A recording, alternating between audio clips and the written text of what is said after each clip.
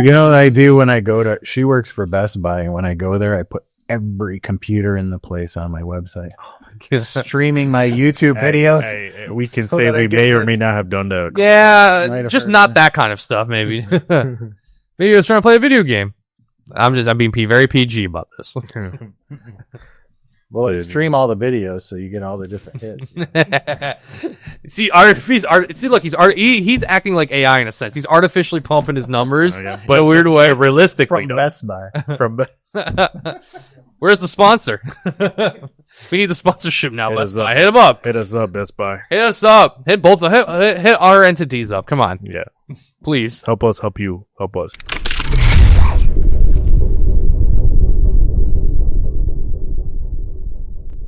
There he is. Yeah, I don't know who's watch. Is it you or me at the moment? Right now it's me. Hey. Dave, the names are backwards.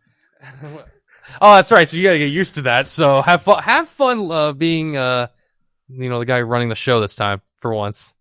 Yeah. So you guys look. I have no power today. I can't do anything except mute people. That's all I can do. Brian's got it all down, right? Yeah, man. Come on, man. I've been doing this since 2021. Yeah. Oh my god, 20, almost 4 years. Yeah. That is fantastic. Oh, I was gonna say, oh my god, it looks so good on TikTok. That is so sweet. Yeah, we were fumbling with some video and audio stuff on there, so hopefully you guys like what you're seeing. Zoom in the tap in there. You want tap? There you go. Hey, good zoom in. Good call. I like. So, welcome to the studio, everybody. Once again, role reversal today, but Feels a little weird. We switching things up today. I know, but funny enough, now I say this because how our guest for today was talking to me before you arrived, Brian. Mm-hmm. What you were saying, this you might be the oldest guest we've had. Is that possible? Just based on, watching through some of your YouTube and the stuff that I see on your Instagram or whatever, I said maybe it's possible I could be the oldest guest. Right, because I mentioned, Brian, we have Eladio. Mm-hmm. Then we had Forge's son. We had Tristan's uncle / band manager. Oh, yeah. That's right. So I'm thinking either him or our guest for today could be the oldest. And then roles reverse, hopefully, because our next guest will be the youngest, too. Oh, yeah. Right? Yeah. 18? 18? Yeah, Junior. He's 18. Yeah. Shout out to Junior and the Cyber Society. Yeah. Oh my God. What a contrast, right? Mm. Our guest today, yes, we do have a lovely guest. How would you describe yourself, sir, Brian? Because we have two Brian, actually. We have two Brians, actually. I should point out. Yeah. We should point out, but not host Brian, guest Brian for this one. With a Y. With Brian with the I, Brian with the Y. Yeah, it's very true. But Brian, you can introduce yourself, our guest. I'm Brian. I have a small studio in Fraser called Rivit Records, and I have a band called Rivit, and record music there, mostly for myself, but we have different artists come in, a couple of the artists that you've had through here. Been there, this is our second, about year and a half, going on our second year. And it's going really well. The studio part of it's picking up more. When I first started out, I kind of wanted it as a personal space to just do recording for my own music. And then little by little, it's just grown its own kind of legs and turned into something else. So. Yeah, and Rivit's based in Fraser, correct? Right. Out there. And you said what, a year or two you've been out there with the studio? The studio 2023 November. Hey, look at that. November 2023 for them. Us 2021 in November. All full circle. Everything starts in November. Apparently it's right before the holidays kick in. I'm like, man, I need to do more this year. It's a great time, yeah. It's called being in the studio for everybody, for all of us, right? Yeah, I was just talking to one of my coworkers. I'm like, you know what? I kind of want to drop a track this year, even though I absolutely do not rap at all. I'm like, you know what? I just got the Detroit bug. Let me drop a track. Are we gonna see it? No, I haven't made it yet. That was the thought. It's an idea. Like 99% of people, they come up with ideas and don't do them. You're almost 3 months out. 3 months in. You're I still got the rest of the year though. you're in the very, very, very, very beginner phase. Be my resolution for next year. Oh my god, that's how you're gonna do that. Yep. So Brian, Rivit Records. Where did the name? Where did that name get an inspiration from? And then also, like, kind of, where did you see it like going with it? Like, what did you want it to become with Rivit? The band itself, I've been working on probably 4 to 5 years. Mm-hmm. There's been several lineup changes in that time. In that whole time, probably 4 years of it anyway, I was thinking of that name. And most of the good band names are taken.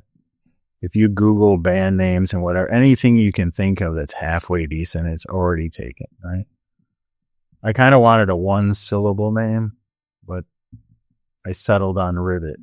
Then I started finding the spelling had to be changed a little bit to get around that. So Rivit Records is just, A, it sounds good. And B, I wanted, the Rivit name part of it also. So, and then, the website is rivit.rocks, www.rivit. Okay. Everything kind of Rivit Rocks, Rivit Records. Yeah. Rivit Rocks, the riverfront. It just sounds good. Yeah, you keep it all under the same umbrella. Yeah, like you said, sounds good. And keep why not? Why not? And why fix it? And then on all your social media, and that it has the same continuity through, so it's easy to find that way too. Oh, I love that. And then speaking, because you were showing off the shirt, because now do you want to do this now, Brian? The box that I have in front of me. I can wait. What's it? You want to wait? Save your best for last. I don't know. He's like, what's in the box? Trying to do the Brad Pitt. What's in the box? Oh, no, I hope that's not in the box. Right, it doesn't go that far. Yeah, no. Listen, not the body parts. No. So with the band, rock was always what you aspired to have. It was there a certain genre that you knew you wanted to do, or just over the years there was like a blend of different things, or you finally, you took the time and then you finally found that like one spot that you wanted to have? I guess it starts a lot with when I grew up, a lot of the bands that were inspirations to me growing up and stuff like that. So probably when I really sunk my teeth into what I would call, my sound was like the early 90s. So a lot of like Soundgarden, Alice in Chains, Pearl Jam, all that was coming out, 9 Inch Nails. And so probably what I latched onto and tried to duplicate, I would put somewhere in that era. Yeah, because versus the 80s was a lot more hair metal and stuff like that. And then, 2000s brought in the newer age, 7-string down tuning. New metal's a lot different sounding than it was in, 20, 30 years ago. Yeah, Brian, you know that all too well, right? New metal. A little bit. You Limp Bizkit fan, you. Yeah.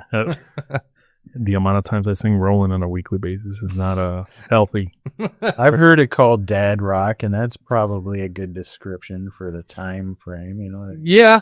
I think, didn't he what, Fred Durst literally named a song Dad Vibes, I think that was a song, I think, just to play off that. Yeah. So, makes sense. Yeah. I think it's also, I back to like your style of like Soundgarden and all of them. I think it clicked a little bit in my head hearing that, because the song, I got this right, Away. Mm-hmm. Hearing that, and it was like, okay, I can see where you got that like inspiration on that one. And shouts to you also, because that, I don't know how many like publications that song was talked about, and like talk about that. That must have been cool to see all these articles and other like web publications talking about the song. Yeah, there's a pretty good buzz on the internet about it. If you search around for it. We had a article in Spain, Mexico. I think that's probably out of the country the only two that I know about. But yeah, it's been cool to watch it grow And one of the biggest countries that watches us and follows us is Norway, which is kind of interesting. You know what I mean? Shout out to So shout out to Norway. Definitely, yeah. Always one of the biggest listeners because you can see by country, you know, all the It's funny because Norway is also one of our top. Really? Yeah, it's one of our spots. We have people who will come into the live chat once in a while. You know, that are from there. They'll say like, it's been, hey, how you doing? You know, it's been a while. They've been around for quite a bit, and yeah, Norway has always like been top 10. I want to say in our listenership, if you want to call it that. But yeah, no, I don't know, something about Scandinavia. I don't know. They just somehow tune into what we're doing. So it's like more than our home state, right? Man, the amount of times I forget how big the world is. And like it's like, that's crazy. Because we have people that are listening in like the Middle East. Yeah. It's like who in the right mind is listening to us? The state of Oregon for some weird reason. It's like one of our top states. We don't know anybody there. Who the heck? One of our top cities in the country is like a military base in Oregon. It's like in or around that. It's like odd when we found that out. It's illegal. Around Christmas time, my biggest listeners were Ukraine and Russia. Oh wow! Equally, like right, almost the same amount of streams per country. So that was kind of strange because we were wondering, you know, maybe people as they're fighting are jamming these songs on the front line or whatever they're doing, you know. But it's a motivation, right? Yeah. Wait, didn't we see that stat from last year that Russia or Ukraine that there was like a little bit of a blip around that area with us? I don't remember honestly. Well, it was one of the two. I know that, but we had some like there's Ireland, there's Belgium, then there's like what was that one island in the Pacific? Remember that random one? One that we didn't even know existed. It was like an island in the Pacific. Wow. I forget what it was called, but it's just way out there, way past Hawaii. I claimed that it was Atlantis. It is fun to look at. I think the last time I looked, it was like 37 countries or something that streamed songs. It's so way over anything I ever imagined. Yeah, if you feel like you feel like a weight of like, oh, this is so awesome. You know, people are like, oh, interested, or they kind of in passing even. We like that, but at the same time, it's like, okay, how many more can we? There's that little bit of you. It's like, okay, how many more can we reach, kind of thing. Yeah. With like your craft, and maybe something that something's catching that something. My main motivation in the last year to get the music out was because there's a show on WRAF called Motor City Riffs, and they showcase local music. But WRAF is a top station in Detroit, right, and in other cities too, right? Around the world, right? So as I'm growing up as a kid, you want to hear your song on the radio as you're driving your Camaro or whatever, right?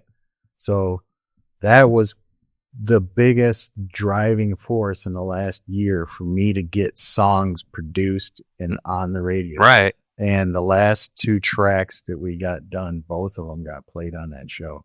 So I really got to thank them too for that, because that was my bucket list. That's all cards in. Mm-hmm. When that happened, I had to make new goals. You know what I mean? Right. Got to the end of the road. I'm listening to my song on the radio in the car. Now what do I do? Yeah, you try to I think you always have that maybe like a yearly, or maybe you're trying to do something like short term. It's like, okay, I can go for this, or see if or evolve something maybe in your process as well. Is that something maybe like you I don't know how much more you put more into like the short term or the long term kind of thing, or is it like something that kind of goes in switch? Now that I have a record, now I go to switch to distribution and getting it out to people. Yeah, you know what I mean? So it's always a evolving thing. As it grows, then all of a sudden you're looking at stuff that you didn't realize you were even going to talk about or think. Yeah, and then of course looking at the distribution. No, I was going to say about the distribution thing.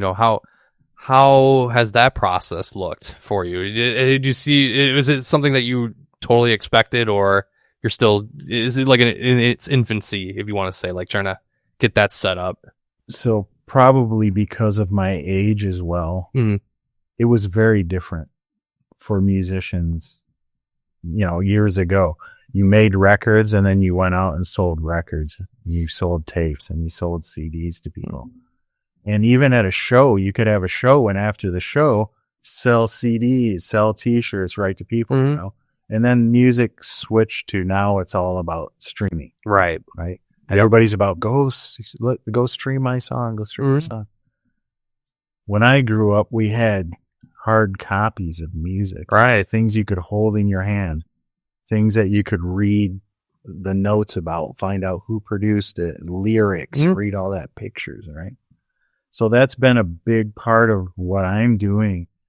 Like my music is strictly on SoundCloud, and that's only so that I have somewhere to stream it from, because I believe like Spotify and a lot of these companies now are really taking advantage of a lot of the artists that are out there, So I'm trying to take more of a old-fashioned approach, if you would, and going into the local record stores. So now I've got 6 local record stores in the last 2 weeks that I'm putting my music into. Yeah. And if you go like in the social media and that, you can see that they're being very accepting of it and they're really happy to be able to do that. And some of them have spots for local music and they actually showcase it there, Yeah, because I have seen you were just hanging. You were going up to just different spots, and it's like, okay, you're promoting them, but at the same time, you're like, hey, I'm gonna promote myself in there.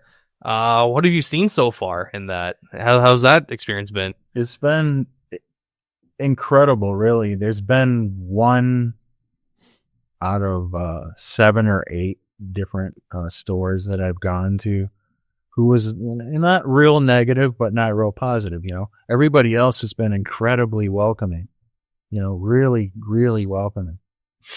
So now I have to branch out past, like, I'm out 25, 30 miles from home, so I got to start going out toward Lansing, Ann Arbor, all these areas, because all the record stores within 25 miles of where we're at all carry our music already.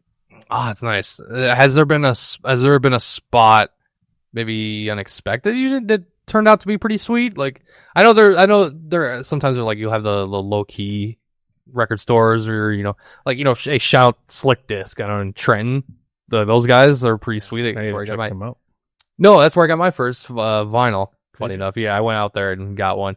I didn't realize how hard it was to decide on getting your first vinyl. That was pretty difficult. I think I took a long time. Dude, the first vinyl I got took me at least probably a couple months after I was like, let me get a vinyl player. And then I had no, vinyls. I just had to fucking play. And I got Ram by Daft Punk. That's the first one I got. It's pretty good. Well, we have a vinyl 45 coming out in April. Ooh. The smaller 45. So you got the A side and the B side. Mm-hmm. Before that, just last month, we got the CD version of the same thing.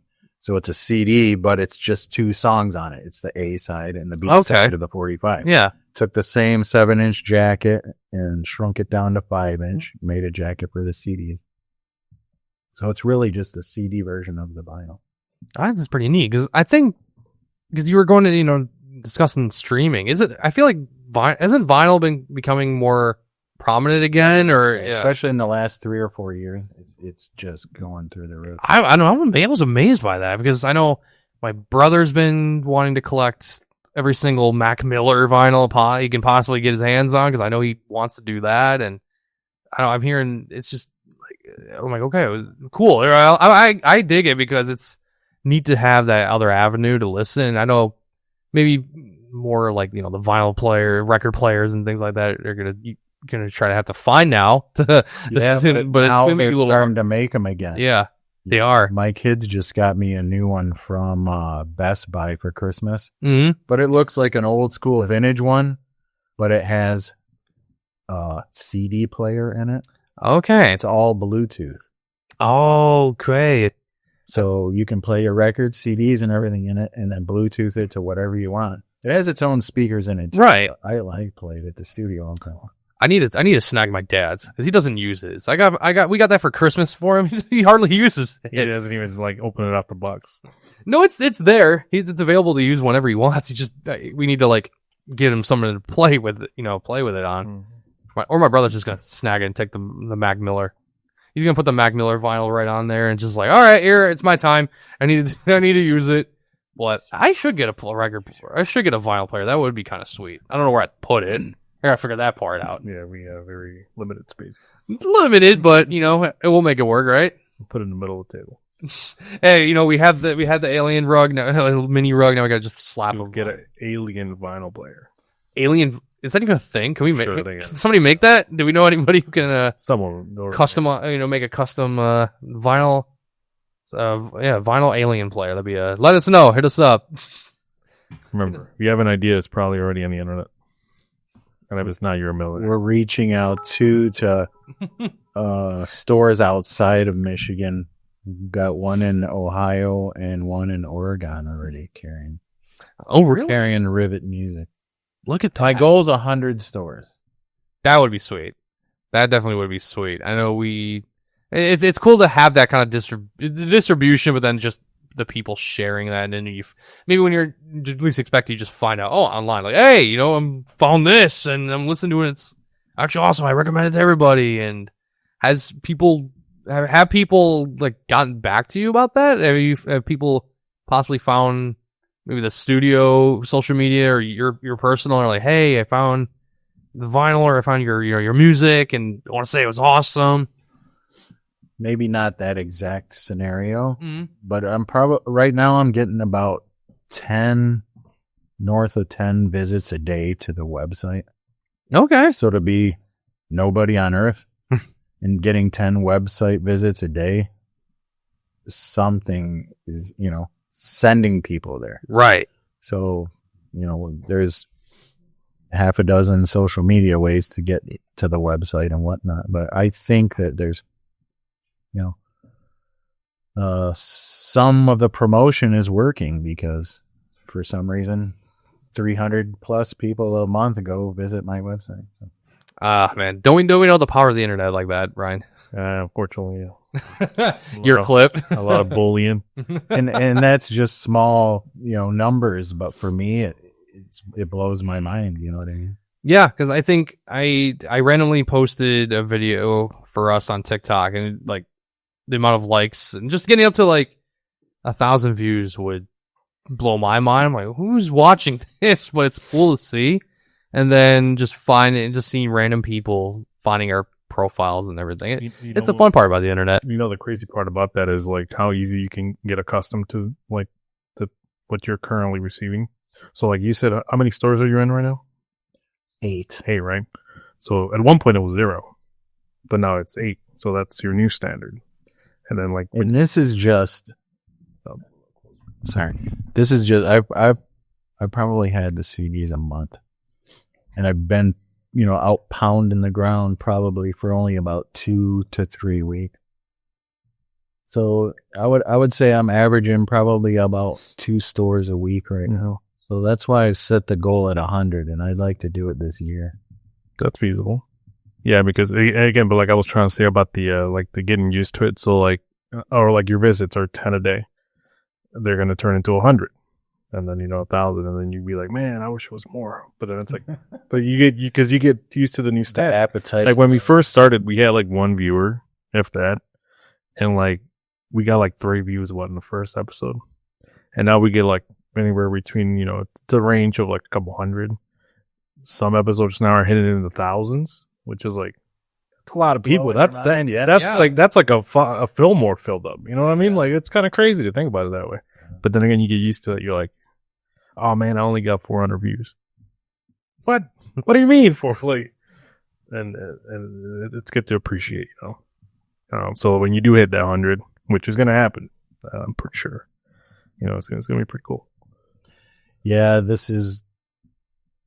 Like I said, it's turned into a lot more than I ever thought it would. So my desire to go on and try harder every day just grows as the days go on. Yeah, and you said you started in 2020, late 2023, so you're not even 2 years just with the studio aspect. Right. But yeah, the music part, yeah, it's.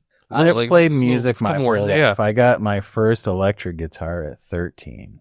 Oh, nice. What kind? And I played in, it was a Harmony, which is a brand that's not even in existence anymore. But I played in high school bands and started having kids in my 20s and that, so kind of put it to the side a little bit. But we had a sound company 20 some years ago. So we used to do live sound reinforcement for clubs and stuff like that. And that got even more the bite to kind of get recording and doing stuff like that. So I've had a couple different lineups of people that I've played with along the way. And, you know, as I started developing songs and that, the guys I recorded with these tracks here, I have a producer in LA, he has access to all like top-notch industry people. So like my bass player, his name is Tony Franklin.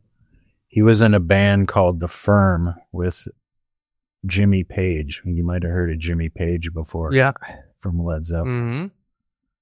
So, you know, these guys are like seasoned pros. Right. It's really cool to be able to work with people that are at that level. Yeah. You know what I mean? It feels maybe, I don't know if maybe it was like a starstruck kind of feel, but at the same time, you're like, okay, I'm getting connected with them. It's like, okay, it's a starstruck feel at the beginning. You know what I mean? Oh yeah, definitely. Yeah, and then you're like, okay, now like if my talent can get with them and we can mesh together, and it's like, you know, you feel like you belong, or you feel like I can really step up my game and produce the things that I want to do, and it's like it's really good. It can really, you know, impress people. You know, you get the listens and the people that really want to come back to it too. Because again, going to like your goal of hitting up all these stores and, you know, finding, you know, having all these streams, maybe it's like you get in amongst the analytical side of things too. I think all of us do when it gets to like media. But it's the music business, mm-hmm.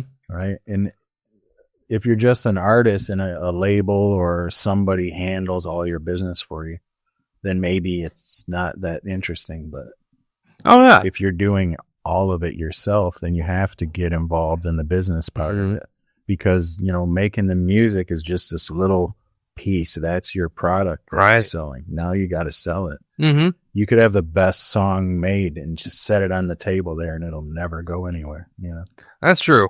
That's very true. You just you just need that one person, right? You just gotta have that one or two that can just turn it. I've heard a lot of industry people say that it's not the best people that you hear on the radio every day. Mm. It's the hardest working ones, or the ones that never quit, or the ones that didn't, you know, the best singers on earth we're probably never going to hear because they have stage fright and they don't even sing outside their house, you know, the real talent, stuff like that. Yeah, it's very true. I know. I think with me, like streaming and everything, it does change too. Maybe like you have to kind of look into a different method of how you get out there. You know, if you want to put the work in to do that too. But you might be like the first person to do it this way, and boom, there you go. Nobody was saw it coming. First, just taking a little bit from all different. That too, yeah. You know, a lot of advice that you hear from the industry, and then doing what you want with it, but. I know the sale of one physical CD is equal to about what you would make on 3,000 streams.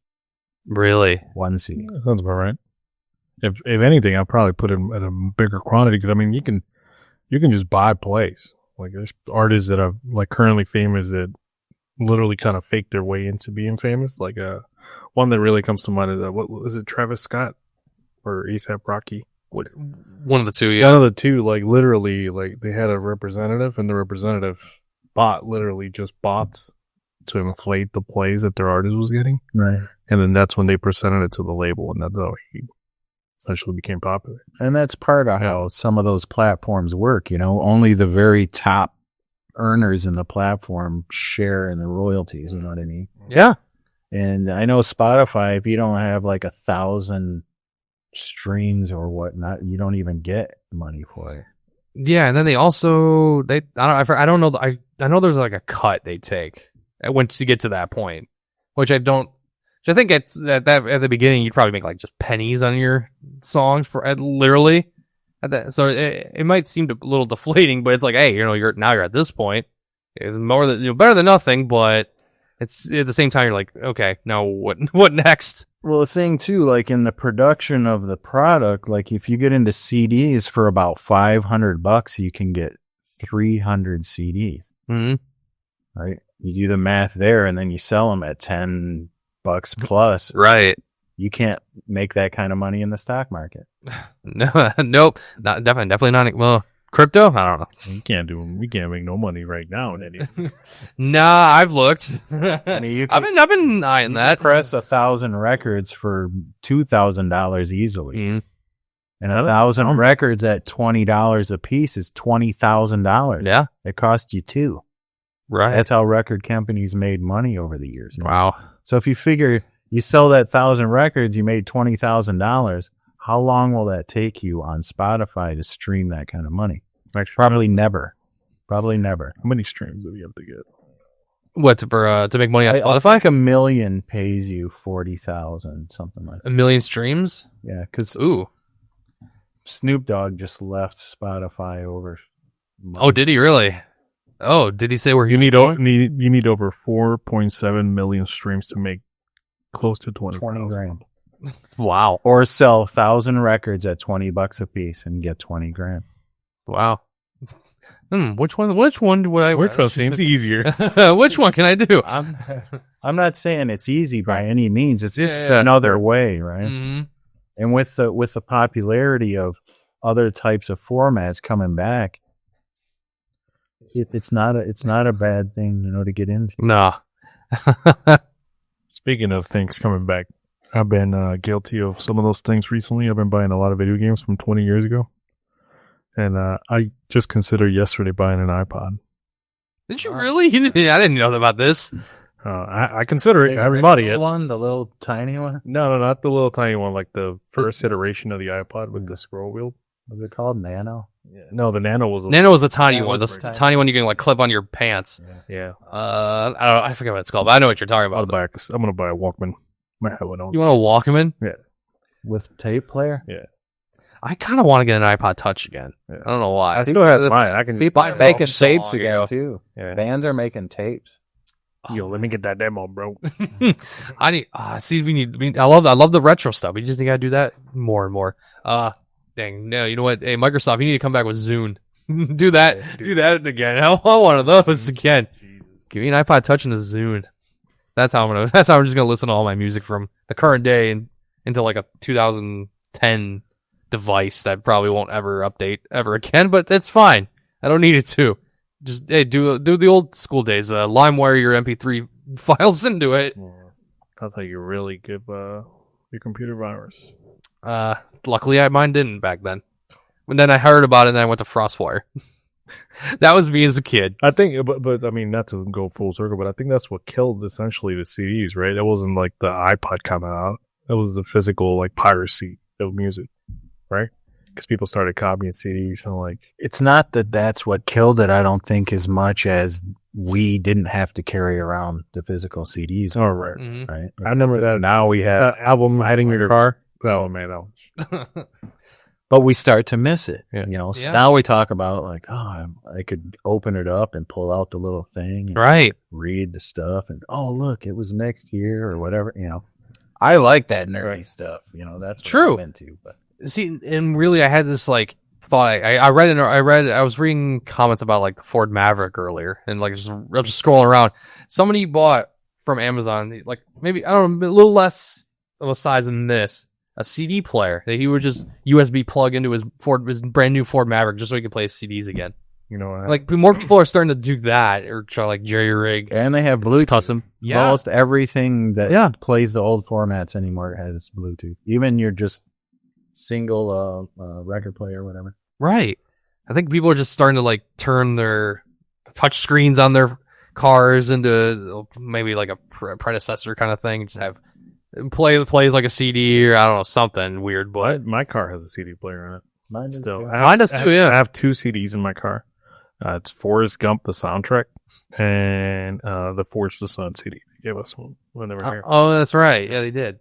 Oh, you kept it. Now I thought Yeah, about it. You held on to it. I was like, all right, Where's my coffee? I'm actually gonna listen to it. They only gave us one. That's fine. Yeah, most great of your CD. PlayStation, Xbox, all that still has them too. Unless you get the Slims. Well, no, they even have They, yeah. I still do. Yeah, they still would. Well, unless you get the digital only version. Yeah, but Oh, that's right. Yeah. Well, why would you want to do that? Come on. I like having the physical. oh copy. man, Right. don't get me started with digital games. I know it's unfortunate that it seems like that's where it's going. Yeah, well, it's already there. It's not going.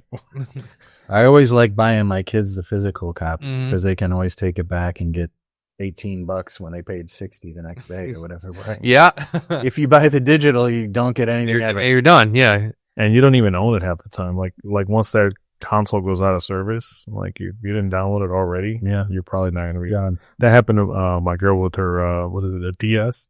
She bought a ton of games when she was younger, Mhm. but they shut the store down because it's not a current console anymore. So she can't get any of those digital games. Oh my god, sucks! Like you pay like $60. Yeah. Or like you're technically you can still play the game, but they'll just never update it ever again. So that at some point it's just gonna play so poorly that you can't. It's like, well, crap. What are you gonna do now?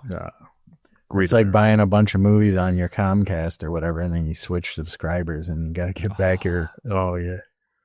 what was that thing called? Not DDR. The DVR. DVR. Yeah. We don't even use those anymore. No. I was at R.I.P. TiVo. I was at a Goodwill last week and I bought like 20 DVDs. Of like you can tell somebody's collection got dumped at the Goodwill. Yeah. And like I bought like the Terminator 2 movie and it was like still wrapped in plastic. Wow. Got it for $3. I was like, oh shit, okay. Might resell it on eBay. Well, but I also got like Mission Impossible movies and it's like a bunch of old ones.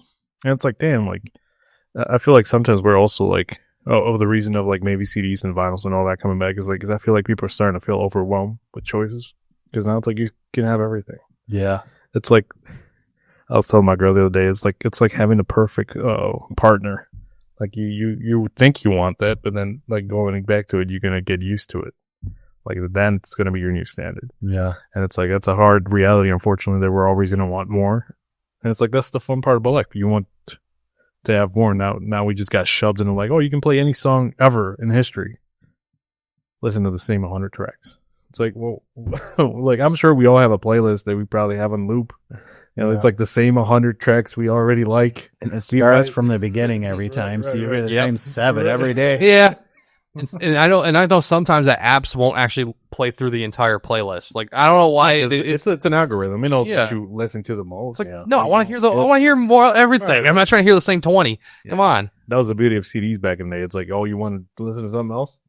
Go find another box with another CD in it.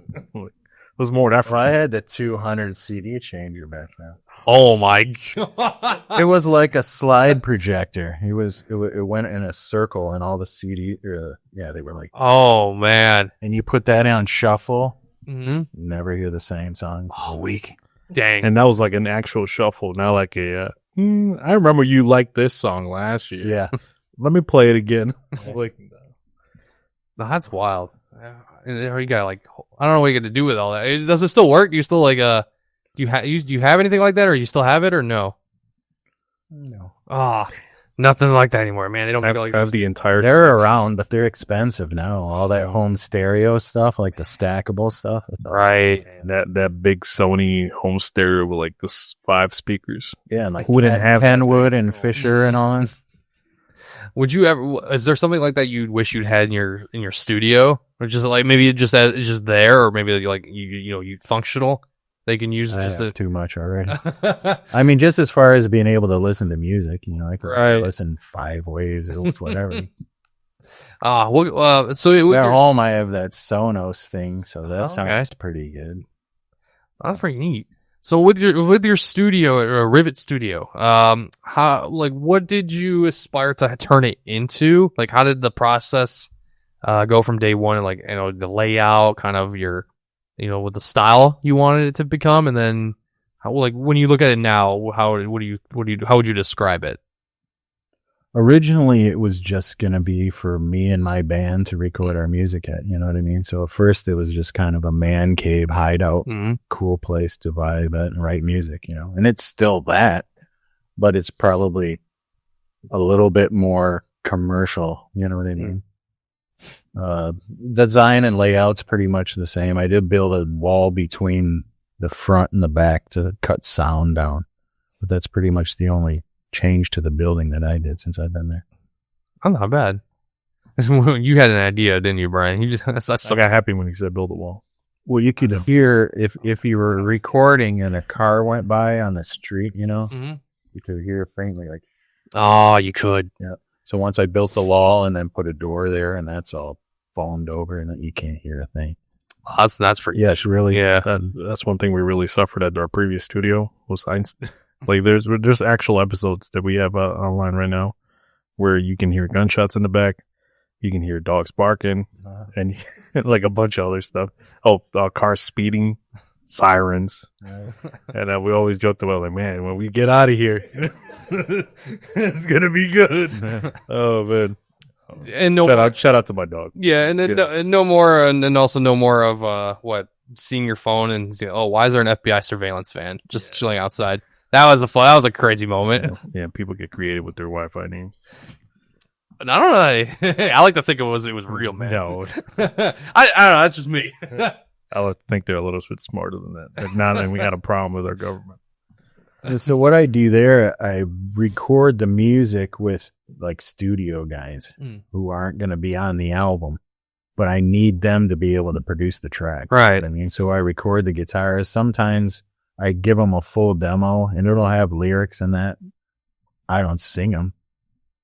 I have a writing partner named Nils Lawrence. He's in LA also. So I have a couple lines in the song here or there, but for the most part, he wrote all those lyrics, which are just incredible lyrics. I don't know if you listen to them at all, but so that's what I do at the studio is record all my parts and get a good demo down, and then I send it out to California. And my producer there, Chris Flores, he actually started out, you know who Babyface is? You ever heard of Babyface? Why does that I sound? would say I did, but I'm thinking maybe somebody else. I was thinking of like baby metal, but not Boys to Men. Did you ever hear of Boys? Oh, Boys and Men. Yeah, yeah. Pink. Yep. Slash from Guns N' Roses. Slash, yep. George Lynch from Dokken. Mm-hmm. No, I know what it is. Yeah, Yeah, but he's worked with. He started out in Babyface's studio, and then it was actually Cedric the Entertainer. Do you know that? Oh, okay, yeah. He was doing a Disney movie or something, and he wanted Chris to do a song for him. And he took Chris to Guitar Center and spent $12,000. Bought all the gear he needed. Chris went and made the song for him, and that's how he got his studio started. What's the song in the movie? What's the Disney movie? I think it's that one about with the parrot. It's like a animated parrot. What is it called? Rio? Yeah, I think. Oh, the movie Rio? It's like a reggae song. I'm not. That's about as much as I know about it because all I've heard is him explaining it. You said Disney, and I'm like, wait.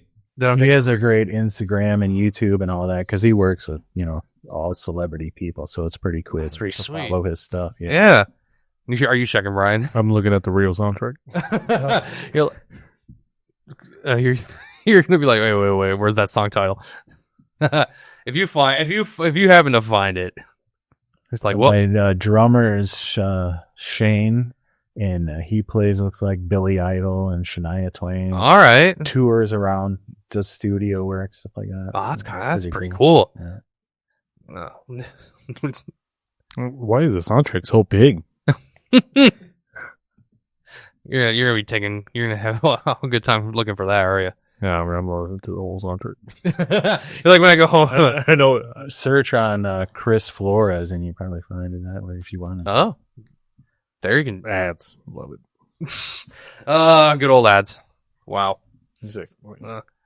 Have you ever considered doing something for a soundtrack? Have you thought? Is there ever been like an idea? Funny you bring that up because that's what Chris does right now. He's working with music supervisors who provide music for TV and film and advertising and all that. So that's what we'll be doing with these songs over the next couple months, is trying to pitch them to supervisors and get them in some kind of stuff like that. Ooh, what kind of film? Like what area of I'd film like do to you know? see that song away at the close of an Avengers movie. Oh, I mean, You know, when you what? get up and you're walking out and they're playing that big, you know, Mm-hmm. it was a Nickelback song in the Spider-Man movie. That's like, that's what I hear. Like when I hear that song, I hear a soundtrack, you know? You want your Nickelback moment. Yeah. Oh, hey, I'm just saying there are some. I forget Avengers- the name of it, but it was in a Spider-Man movie, but it gives me that same feeling when I listen to it. I think that's gonna be a little easier to find, right, Brian? Just put Nickelback Spider-Man song. Spider-Man, Nickelback. It's a, what is it? Something about the hero that saves us, blah, blah, blah. Oh, I need a hero. Yeah. Which our working title originally for that song was Hero. And because of this song, it's one of the reasons I didn't want to use the name Hero. That's just a classic song though. Come on. It is. You're here. No, I'm not singing. I've been listening to a lot of Creed the last few weeks. We went to Creed, what, month and a half ago? At Little Caesars. They were here? Yeah, they were. I forgot about It that. was 3 Doors Down in Yeah. Creed. In Mammoth, yeah. Yeah, and then what? Just was it like not even a week ago? Disturbed and was it 3 Days Grace and all those guys. I'm like, oh, that's Those shows coming. that would have been neat. And then I saw, because I know everyone loves this band. Apparently nowadays, the Sleep Token's gonna be coming over here. It's like it's a lot of different, a lot of people coming around now. This is pretty neat. Hey, Detroit's growing up in demand now. Yep. I've It's a been good doing a lot of good shows in Detroit. What's your favorite spot in Detroit to perform at? Never performed in Detroit. Oh, you haven't? Nope. Oh, okay. What's the one Never had- go-to that you want to perform in? If I could pick a venue to play, the Fillmore.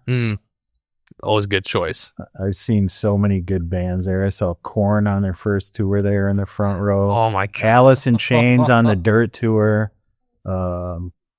Megadeth. I mean, I've seen a lot of good bands there. The Misfits. Mm. I met Tool. Met them in Ohio, but I saw them also Oh, at sweet. Fillmore. There's so many good bands at the Fillmore. Yeah, I think it's just always those little, like intimate acoustic. I don't know acoustic, but Bigger than a bar, but bigger than a bar. not an arena yet. Yeah, like what was the one? I'm trying to think of what's that one small place we went to, Brian, in Ann Arbor? The Blind Pig. Blind Pig. Blind Pig. Yep, That's a pretty nice venue. It is nice. That is a nice spot. When they don't have there's an event being shut down. When there's that too. Have you ever thought about like what it'd be like to tour when you play you're like, okay, I'm not there yet, but I know I want to do that one day. Never thought about it, to be honest with you. You're just like, I'm just here to make these awesome songs, put it out there. I want to write music in the studio and record it more. Mhm. If it ever becomes something like that, then that's something I would definitely look at, right? But it's just Right. not at the front of my mind. Yeah, a lot of guys maybe they either started in cover bands or it's hard to take an original band and just go right into playing venues because people don't necessarily Yeah, right, respond yeah. to original music like that, you know? So you either got to have a handful of good covers that you play and then throw your stuff in there with it or be really good, because you may have to come out with 8 or 10 songs on a set list to be able to entertain people, Right. I have 2. Right. Have the one head that everybody knows on TikTok. That's it. 2. Right. So my goal is to do 2 songs a year and roughly 3 or 4 years from now, do a 12-inch LP with 6 or 8 songs on it. And like I said, if it becomes more than that, I would like to put together a local, band that I could play with. Right. But if it doesn't work that way, I mean, there's bands where the guys aren't even in the same country. Oh, really? Sure. Professional bands where there's a guy from, Denmark and some dude Yeah. here, and they just all meet wherever they meet and they do, but that's kind of, with modern technology, it's not really that hard. You can all go on Zoom and jam together or those type of programs. You know what I mean? Oh yeah. I would The live thing is definitely, 60% of being a musician. So I maybe only be able to experience the 40%. You know what I mean? Yeah. But you know, some people ask that same question. I say, "Have you ever seen Led Zeppelin before?" No. You ever seen Jimi Hendrix? No. How about Nirvana? No. But we all like them. We all have their music. We can all share it. Yeah. But we've never seen any of those bands live. Mm-hmm. So that small part of me says it is possible to make music and share it with people and never play live. Right. But that's the fun of it. So, you know, maybe it works out that way someday. Maybe it doesn't. So maybe it's more music for, like we were talking about, film and TV and stuff like that. But I'm just doing whatever it does, you know. I'm making music and putting it out. If somebody really likes it and it grows into something else, great. Oh, yeah. And you know what's crazy that you mentioned, because you want to kind of pivot into the music and the soundtrack world, is there's how many soundtracks that we all know we can recognize immediately, but like they weren't like touring artists, you know. It's like you got Hans Zimmer, you got, you know, Junkie XL. It's like there's just people that are just making music, but you can recognize like the soundtrack to like Pirates of the Caribbean, some, you know, Miami Vice. Right? It's like, who doesn't know them? But they didn't have to do all the touring work and all that. If you go back a little bit in time, people wrote music for movies and stuff like that, like specifically. And it got to be, I don't know, maybe 20 years ago, seems like, or something, where they went out and then just took a song that was already made and put it into movies, you know? Yeah. They didn't actually commission artists to write soundtracks for the film, you know, stuff like that. Yeah, there's like, I mean, I'm sure there still is, but, you know, yeah, it was a time when it was kind of strict. Like the only thing, if you wanted that song, it was on the soundtrack. That's it. You're not going to get it on an album. Yeah. You know. Yeah, and I mean, it's still a little bit like that. I think, you know, Black Panther, their soundtrack, you know, it's like what, their songs on there are like as popular, if not more, than some of their artists' actual songs that they do for their albums and everything. That's the most popular thing they've ever done, is the soundtrack to like the movie. It's pretty crazy. Yeah, but I mean, you got that movie pushing your song. That's very true. Who didn't see, you know, like, yeah, like, yeah, I can think of an example. You know, Rascal Flatts. What do you think of them as? Life Was a Highway. Oh, Cars. yeah. There was the Cars movie. Oh, that's the only time I've heard that in a movie. Just that. Oh, shout out to Lightning Queen. Good old Lightning. I think they're gonna make another movie. Why? I don't know why. Was he gonna be Grandpa? Is he gonna be Doc Hudson now? He's gonna oh man, that'd be a horrible future. He's gonna have an accident and crash. Like he did in the third one? Oh yeah. Oh, I forgot about that. A spoiler. He died, didn't he? Michael Caine. Michael Caine is still around, I believe. I hope he's still kicking. He did? I don't know. I think so. He died in Interstellar. Oh yeah. Spoiler. I think they're bringing that movie back, and I think Star Wars Episode 3 back to theaters. Not in the future, like an anniversary thing. 3 is Episode 1, right? Like, I mean, in the order of Star Wars, 3 is the first movie. Star Wars. I'm trying to think of how the order. Episode 3 would be just the third one of the trilogy. Well, can't say new more. The last one of the prequel trilogy. Yeah. That one. That one. The only one I think I liked out of that trilogy. That's the first one I saw in theaters, too. Same. And I had no idea what the lore was even about, because I didn't grow up with any of that concept of Star Wars. And now you look at it all, you're like, what is going on? Yeah. I thought it was pretty cool. I thought it was a good science fiction movie when I was a kid. I was like, oh, it's pretty cool. They got, you know, lightsabers. That's it.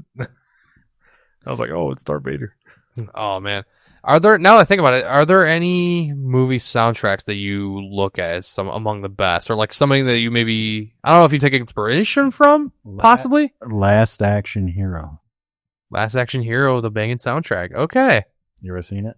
I have not. Is that the one with Arnold, where he like is in the movie? Little boy. Oh, yeah. Yeah. Yep. That's pretty cool.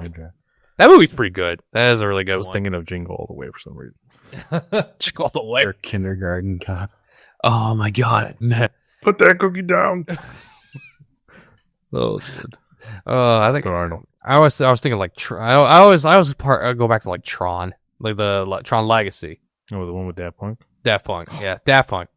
See, and now I think about going back to the question, like, do you listen to Nirvana? Like, yeah, but you never seen them. It's like Daft Punk's one of those. It's like, That's damn one it. of the top artists, and I never even gotten the chance to, and they're still alive.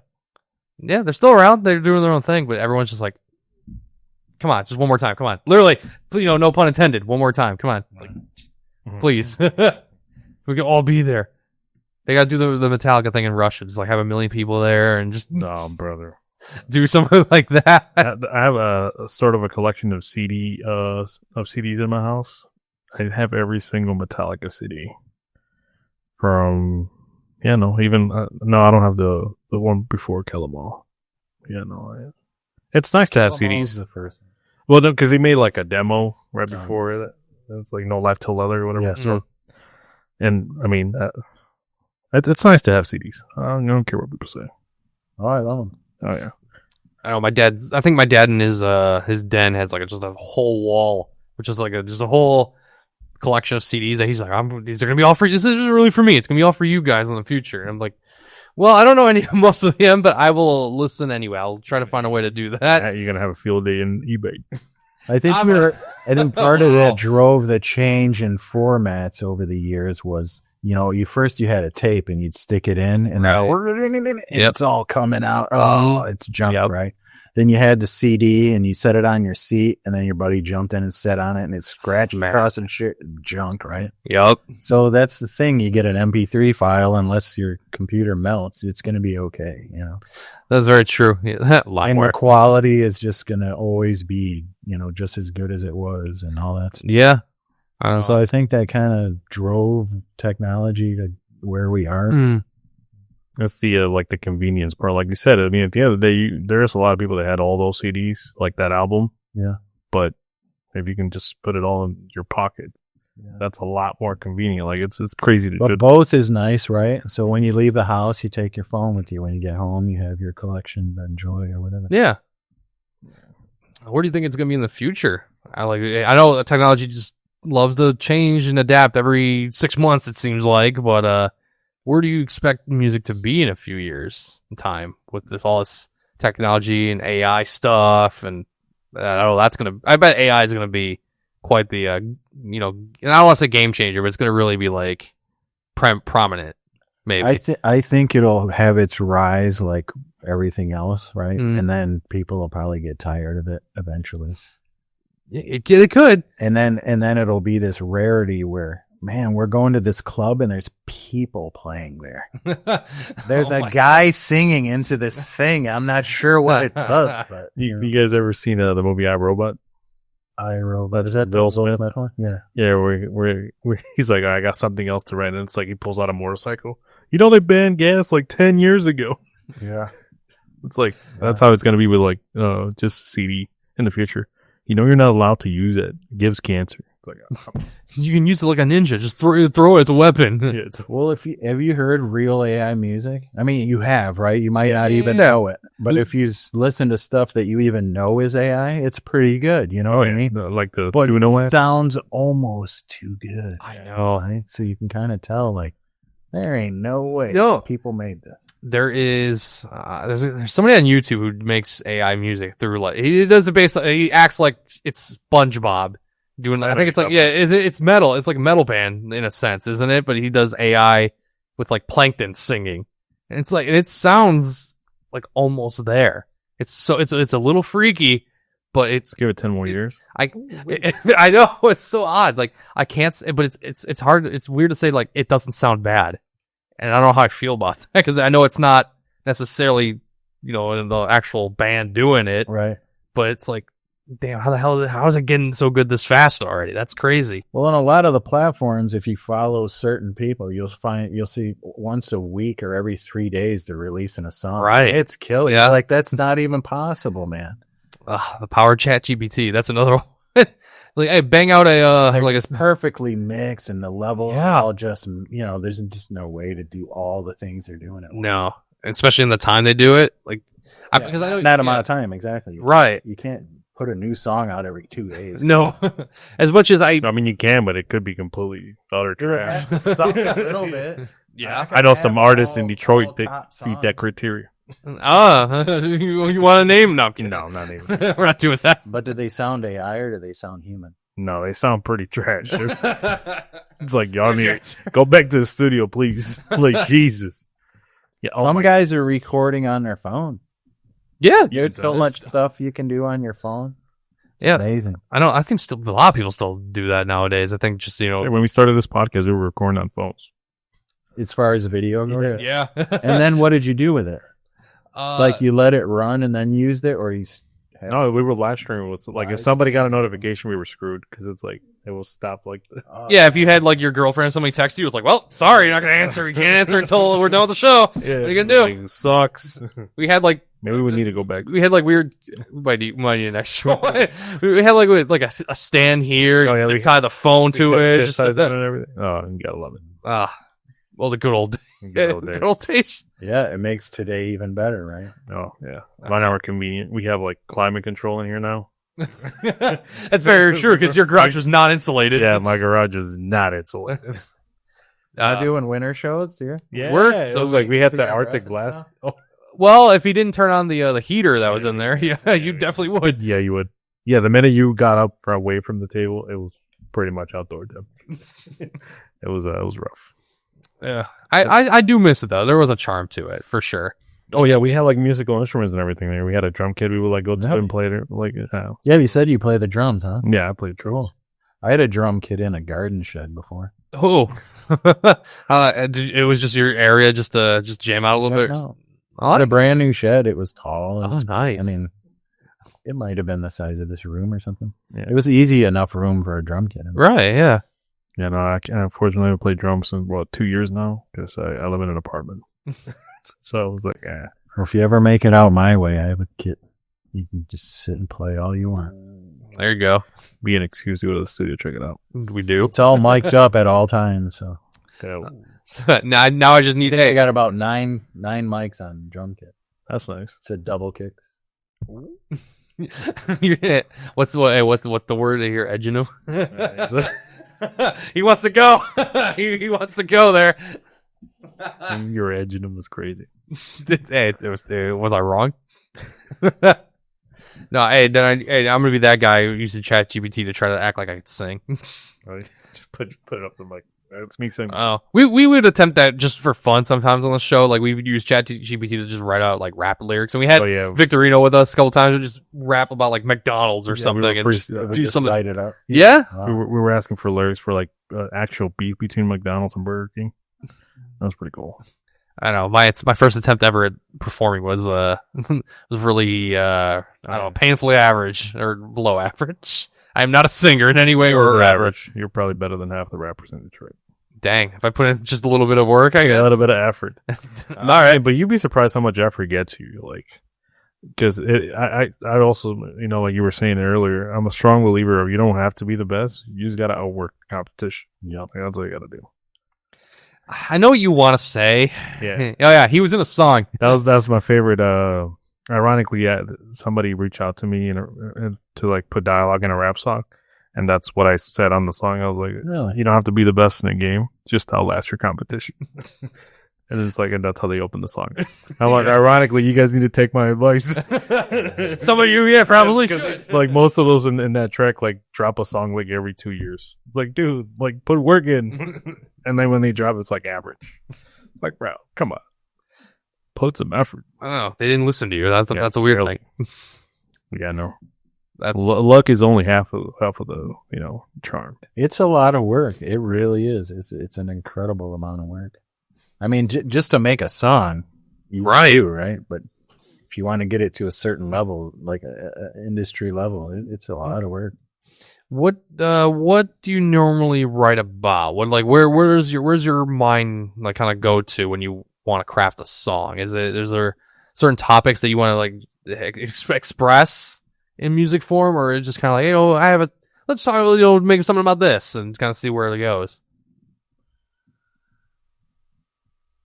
I think most of my lyrics are just about what's going on at the time.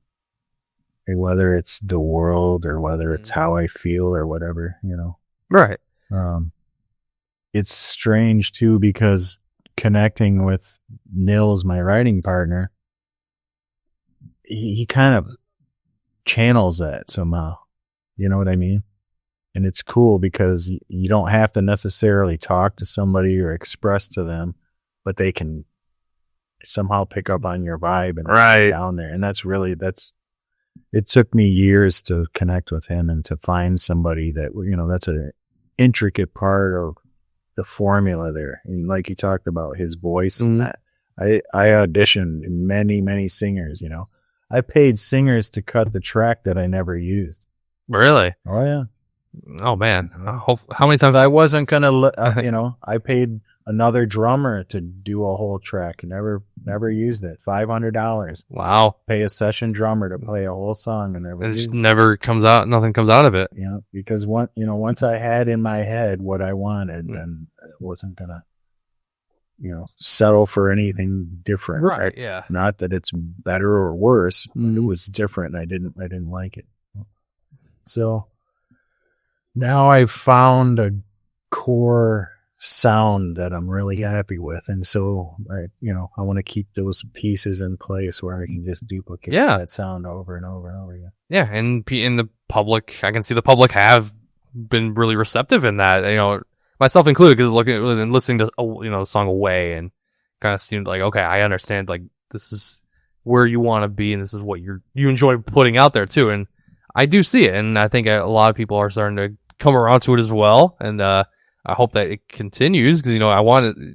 You're having that aspiration of promoting it through different physical copies, or being in stores and kind of just bringing the name of Rivit, right? Bringing the people to the it's attention. A brand, of right? It's a brand. It is your brand, yeah. It's everything. It's got to do with your, merchandising. It's got to do with the studio. It's got to do with the band. You know what I mean? So it's a brand that you're trying to get across to as many people as you can, and then probably only a small bit of that big group is going to be into what you're into. Yeah. I mean, because I look at all my analytics, and my watchers are 45 to 55-year-old white men. Okay. You know what I mean? Yeah. So it's me. I'm playing music to me. Right. And that's who's listening to it is me. Yeah. Well, for now, at least. Yeah, for now. Yeah. The goal. We had a goal.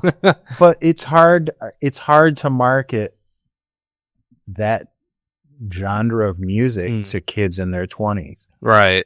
So that's not what I'm trying to do. Mm-hmm. Now, if there's kids in their 20s that grew up and their dad listened to Soundgarden and they're totally into it, or maybe they found it on their own, great. But who the music is kind of made for is that group that's my right. You know what I mean? Yeah. Because that's who's going to be more accepting of it right off the bat, because it sounds familiar to them. And there's a reason for that. You know what I mean? Because most of those singers and the bands from that time are dead and gone. So to me, it felt like a hole. It's like, where is these bands now that have this sound, because the sound of metal and rock music in general is different now, a lot different. How many subgenres are there now? I don't know. I couldn't even count. I couldn't even begin to count, really. Oh, yeah. Like, I don't know what you can name. I don't know. Think back to Norway. I don't know. There's a Norwegian metal or something like that. It's like how the heck do you black metal? Black metal and. See, when I was a kid, it was just rock and classic rock. Yeah. I just only knew it, and then heavy rock, or no, not heavy rock, hard rock. For me, it was like rock, hard rock. I think heavy rock a little bit. Then it was like metal, heavy metal. That's all I knew. I was like the 5. All right, done. I'll just keep it that way. Now there's everything else is just in the other category. Yeah, like what the heck is now? You hear surf rock or fall. I don't know. You want to. And then my younger self would be like, "Where do I put this?" Right? Like I don't know it. Or I can't get into it. But they're inventing new ones constantly. Somebody just makes up a new one. there's so many now. Now they incorporate, I don't know, saxophone, a violin, and then there's like EDM inside it. It's like, oh, there's so many to choose from or try to like want to get into, and you don't know where to start. And now they're adding AI in, like we were talking. Oh man, Plankton Rock, SpongeBob Rock. What's the funny? What do they call rock music that people don't? Oh, butt rock. That's a random one. What is that one? But I think it's for like rock or metal music that people just don't like or whatever. It's like it's ass, so they just call it's butt rock. I don't know where that term's coming from. I heard it somewhere, but I guess people use that to be like, it's not good. Like that's just gonna call it that. I don't know. I don't listen. I don't know what. How do you like? Kind of. I know some people need to add to that category. Butt rap. I don't know if you butt rap. Butt hip. Butt music in general. Yeah, butt music. Butt music in general. Well, speaking of bringing the world of Rivit around. Speaking of butt. No, I was not going there. I wasn't going in that direction. No. Speaking of spreading the word of Rivit to the masses, we've been offered a gift. We appreciate this very much. Doesn't happen very often, so I like this. Last time I think was the one graphic artist in Pennsylvania who has not done anything lately. The alien guy. Oh yeah, they sent us a couple shirts and some stuff. Yeah, and then we were gonna have a collaboration. Space Monkeys, is it? Alien Space Monkeys. Yeah, Space Monkeys. We were gonna have a collaboration, and then they just fell off the face of the earth. So I don't know what happened there. Yeah, hope they're doing good. Yeah, I know they were in the middle of a move. That was the last time. That was the last time I heard from them. Yeah. So I don't know. They may have moved on to different things. I hope not. All right. I heard there were different things in this box. I was thinking it could be closed. There's something rattling in here. Some Skittles. You're gonna what? Some Skittles. You were at the gas station. You could have bought some Skittles yourself. Can you tell I regret not buying them? Oh, is that how you're feeling? Whoa. Where's the... He's out the way. Yeah, I was gonna say. Place of employment. It's your place of employment. Oh, yeah. Hide that. There we go. Oh. What would you like to take out first? You take it out. You're in the other one angle. I'm in the one. So first off, I see. I spy. I see. Is it? Oh, I see. Rivit sticker packs. Sticker packs. We have here. We got some like kind of. Those are like your business card, right? The business card. New music from Rivit. It's got the QR code. It's got the websites, their socials, the fine people at Rivit who make it all go very well. And they got like the little design there. That's pretty neat. That's the album art. I love that. That is an awesome cover. Because including, you were talking physicals. They got the physicals. Yeah. Now you have another CD. Yeah, you do. My bag is the way to work. I was gonna say, because my car has a CD player, I'm totally gonna do it. I'm gonna purposely go into work late tomorrow and be like, I was listening to that Rivit Rock. It's like I had to spend time, like really getting into it, diagnosing. Oh, and then the T-shirts. I like it. I'm liking this. Oh, I was gonna say it's what he's wearing. Look at that, Rivit Rocks. There's two of them. Whoop. Oh, is it? Yeah. There you go. You can have one for yourself, my good friend. There you go. It's the website. You just put www. Hey. Which you don't have to. You just type in the title. I recommend everyone should. I recommend you go and follow and you go and check it out the website. And that's kind of my logo, like this.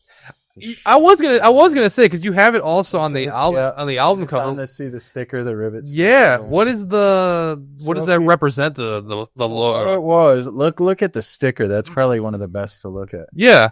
I was at work one day and I was cutting up these pieces of angle iron. Right. And I started setting them down on the table and I arranged them in a circle. Mm-hmm. And I thought, wow, that looks really cool. And I took a picture of it. I cannot see it. And that was years ago. And you can even see right here, like, these are just pieces of angles. And then I stood them on end, and put them in a circle. That's all it is. No, that's actually. Now, is this a picture of that? Yeah. Yeah, because I was gonna say they're not. It's like going back to where, like you said, it's perfect but not too perfect. Because there's like you can tell there's like different gaps. There is a Soundgarden album called Bad Motorfinger, and if you look at the art on that, that's where the inspiration is from. I was just gonna ask that. So okay, it's a Soundgarden thing in a sense. The inspiration. I like that. Oh, this is. It's not really a ripoff, but it's an inspiration. It's definitely an inspiration. No, that is pretty neat. It's got that like eerie, futuristic kind of like just where am I kind of thing. I like that. It's pretty cool though.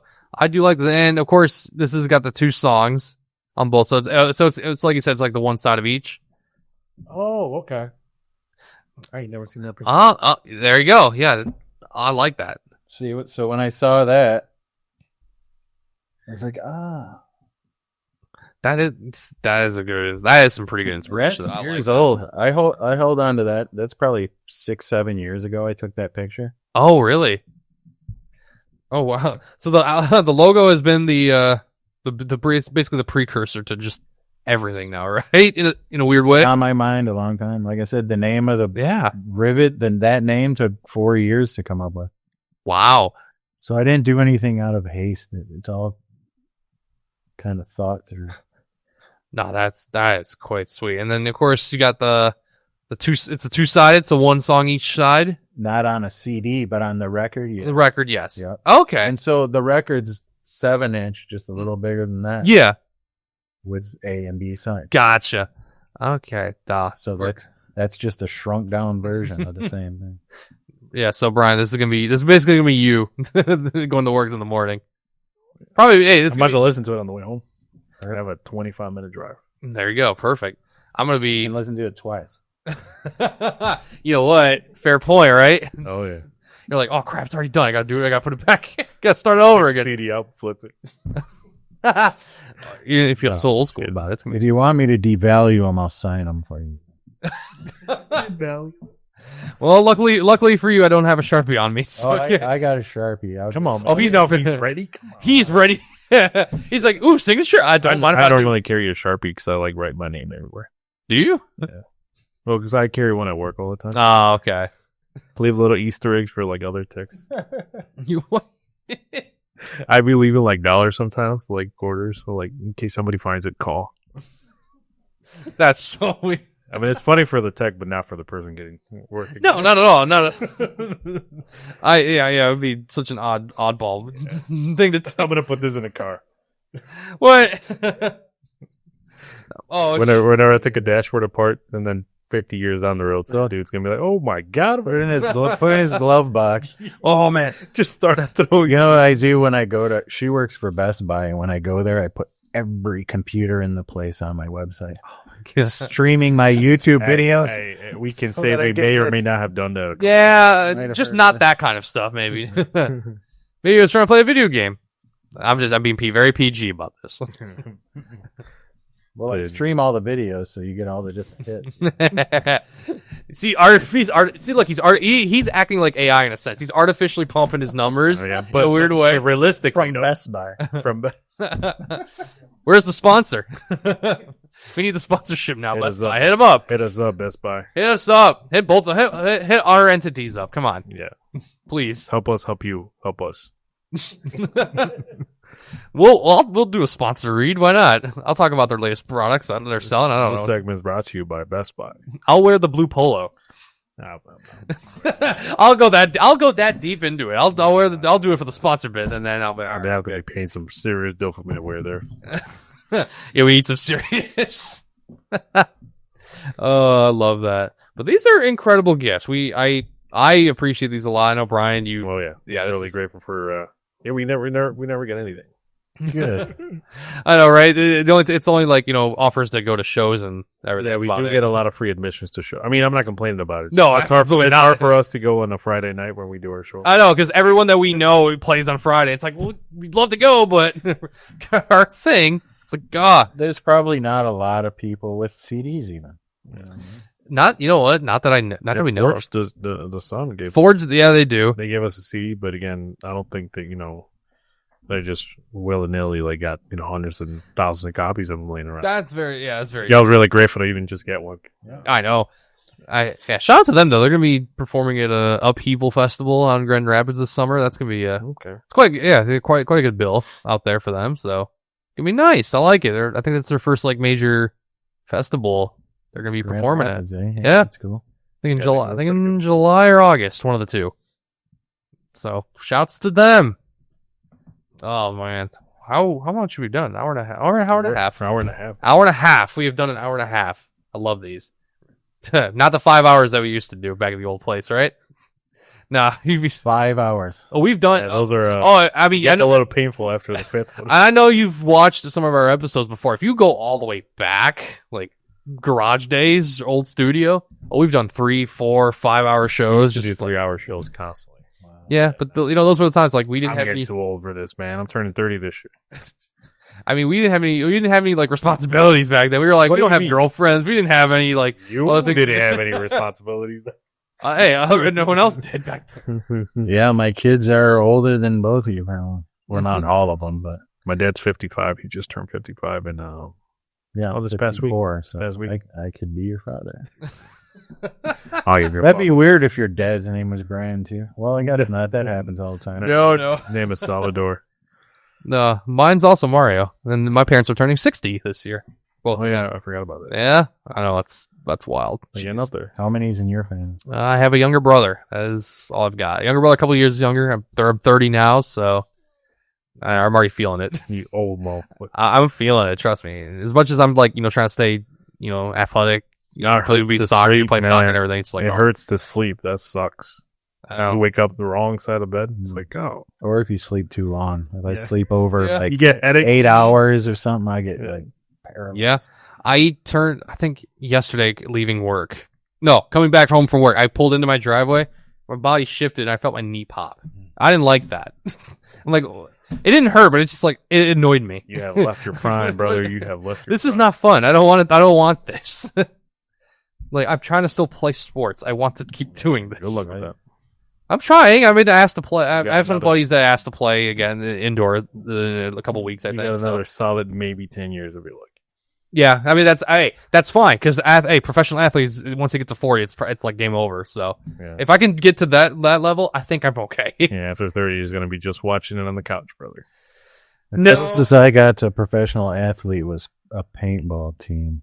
Oh really? That was, a traveling tournament team. Mhm. That was really physical. I mean, Wow. I played like high school football and rugby and Yeah. soccer growing up and stuff, but man, But paintball was where it was at. that was hard work.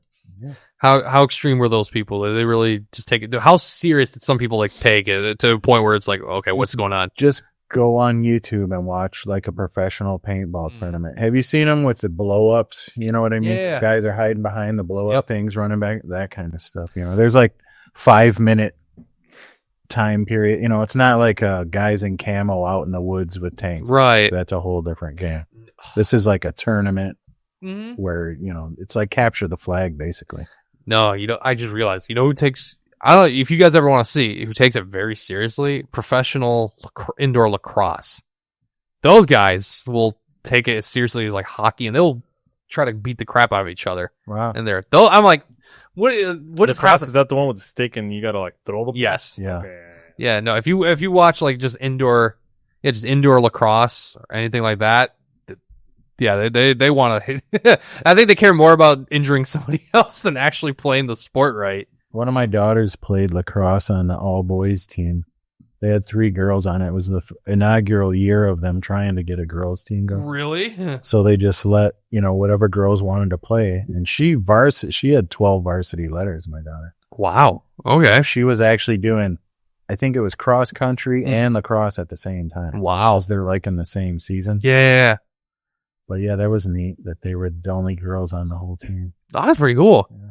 Wow. I know. I think they're. I'm trying to think. Of my high school. I don't know. We're only good at like cheer. That's all we were good at back in the day. I don't know. You guys. I don't know. My high school sucked so bad. We barely had a football team. And I mean that like literally. There was enough. Like the school was only maybe 500 kids.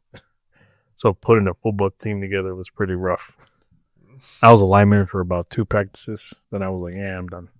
In ninth grade, we lived near Chicago, just outside of Chicago. Okay. I went to a high school with over 2,500 people.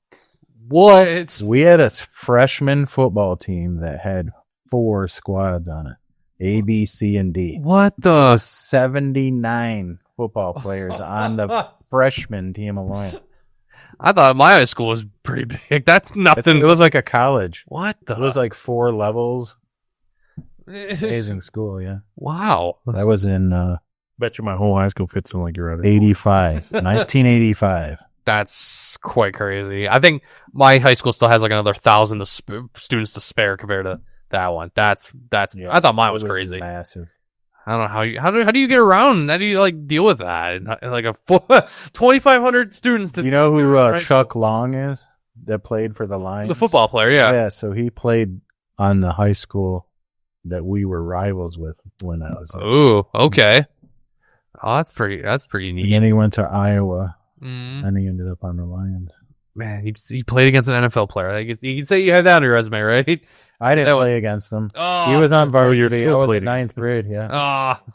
You can just say it. You can say it. It Yeah, counts. he went to a school, I think it was called Wheaton North, and I was at Wheaton Central. All right. I know. I think some. We didn't have anybody. No, I went to high school with a current MLB pitcher, John Schreiber. He graduated a year before me. He was drafted by the Tigers. I don't think he got any offers in college. You had to go to like junior college route and just kind of go up from there. But yeah, drafted by the Tigers. Now I think he was with the Red Sox. I think he's now with the Royals, I want to say. But That's good, cool dude. It's a cool dude. I can guarantee 100% nobody in my high school has made any impact at any professional sports. Maybe I once- tamale eating. When I used to drive on the side for Uber, I drove Madonna's daughter out at Ann Arbor, Oh, Lourdes or Lourdes? Yeah. Lourdes, yeah. out at University of Michigan. Yeah. Oh, she did go to the school. Nice. Yeah, there was probably like 4 or 6 girls in there or something. Oh, man. And the one in the front seat, she's like, "Do you know who that is?" No idea. she tried to hit you with the Right. grind. One of the big pitchers that went through Michigan was in the car too. I don't know what his name is, but his buddy said the same thing. You know who that is? Like, I'm just like, dude, I'm just driving. I'm trying to chill. It was cool because you don't hurt me. Uber had first started in the area and there wasn't that many drivers. Mhm.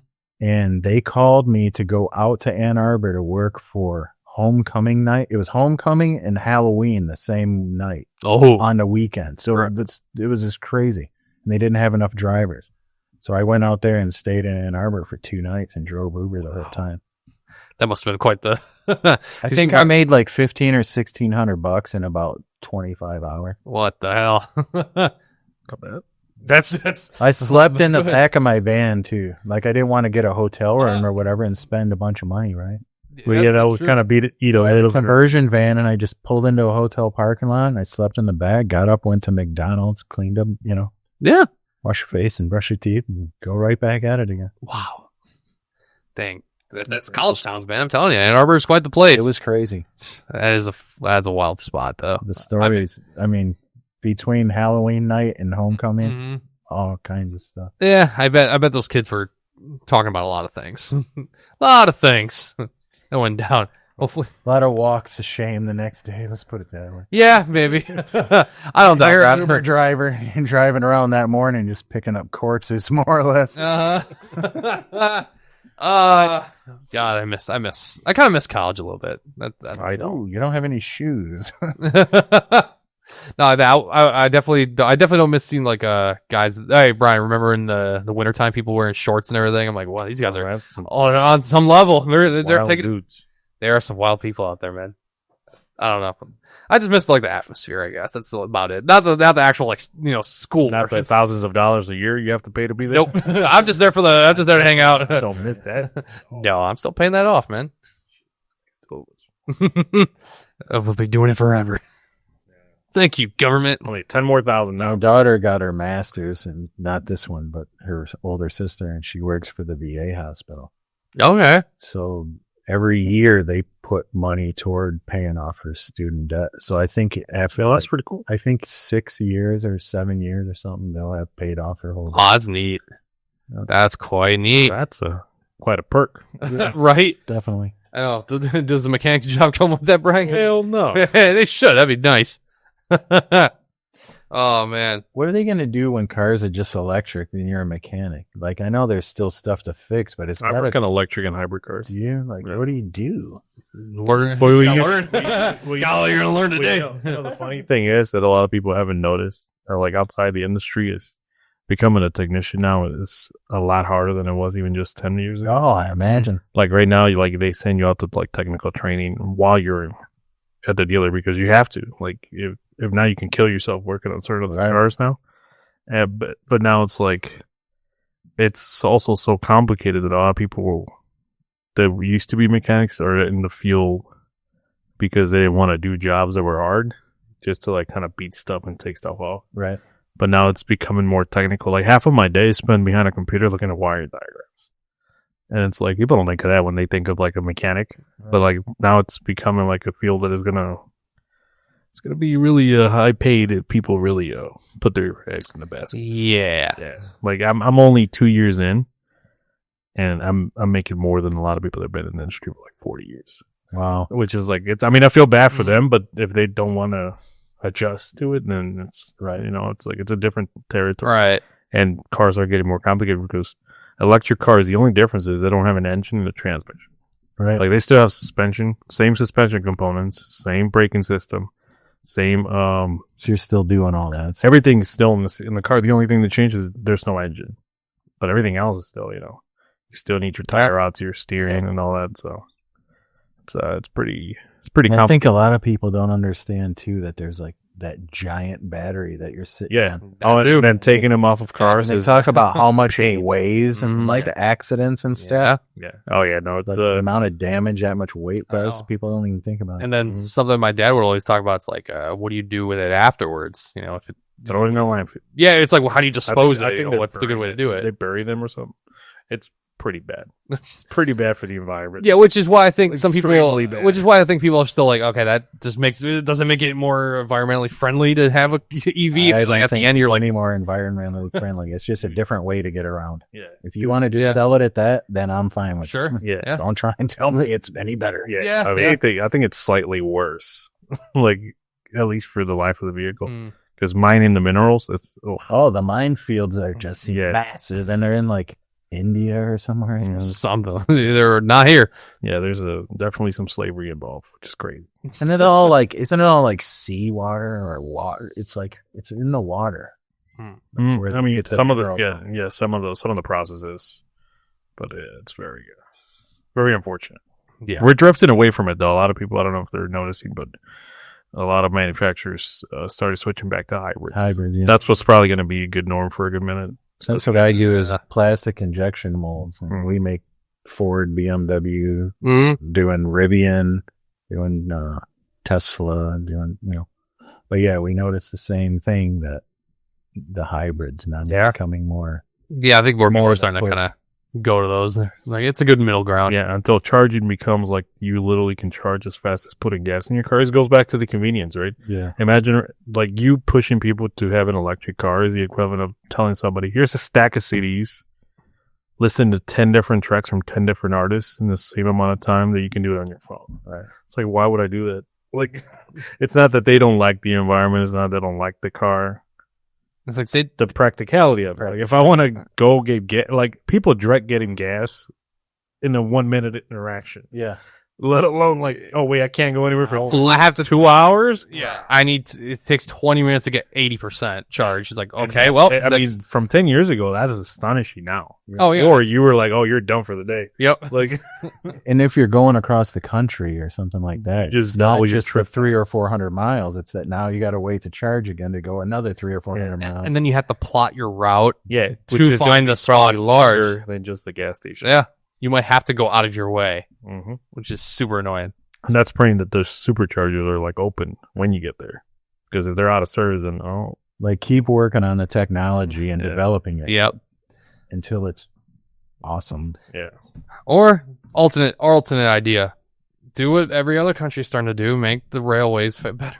Make the railways better. Yeah, that's not gonna happen in America. Nah, probably not.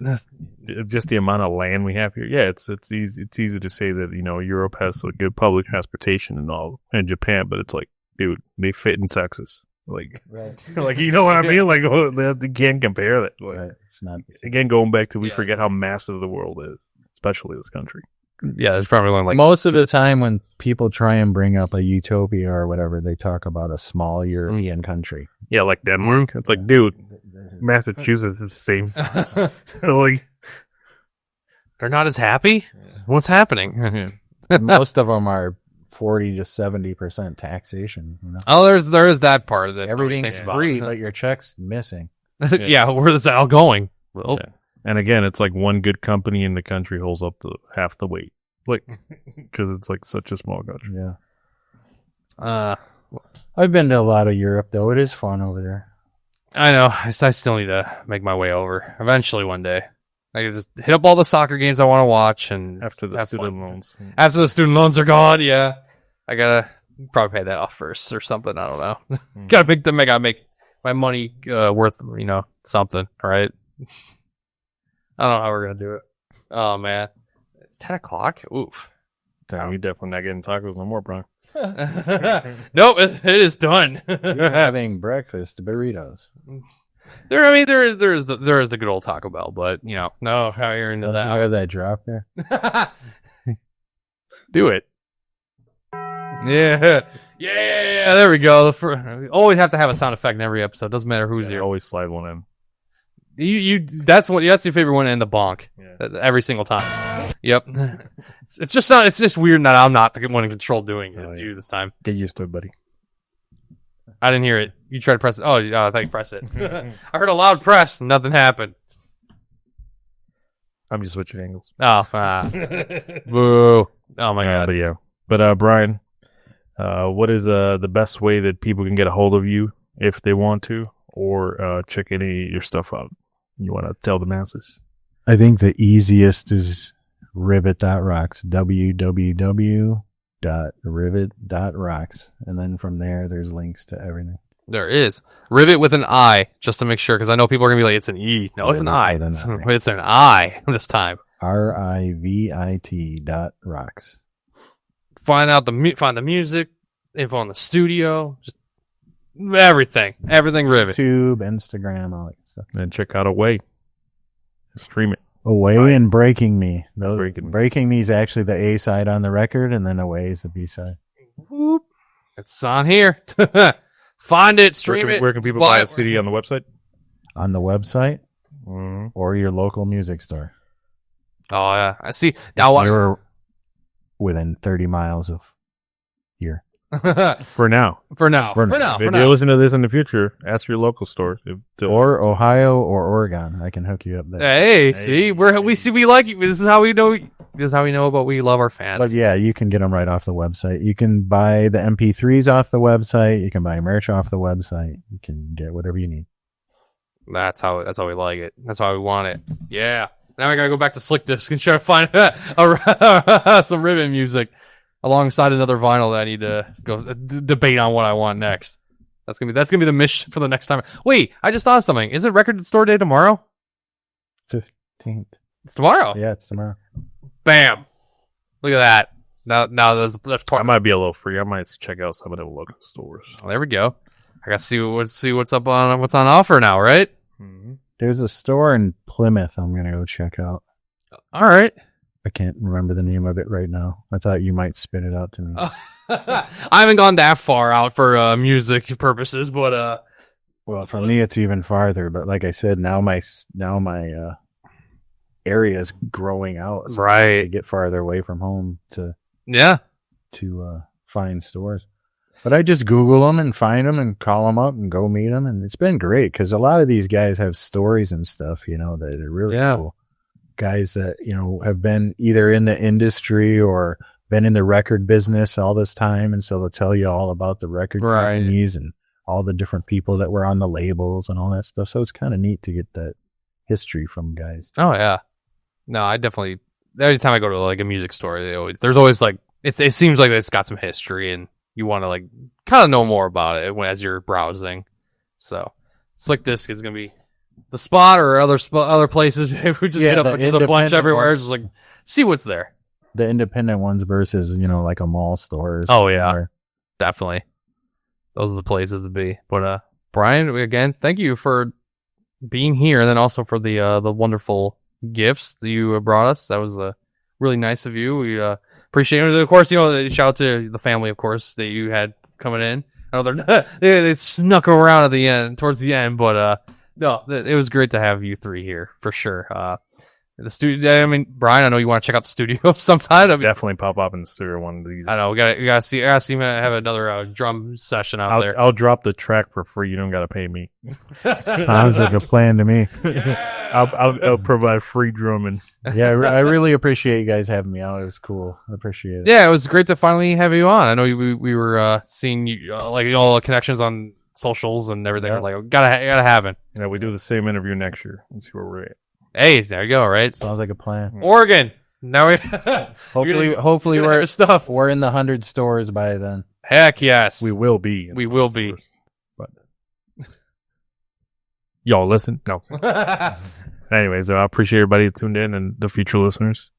And thank you, Brian, for joining us. Thank you.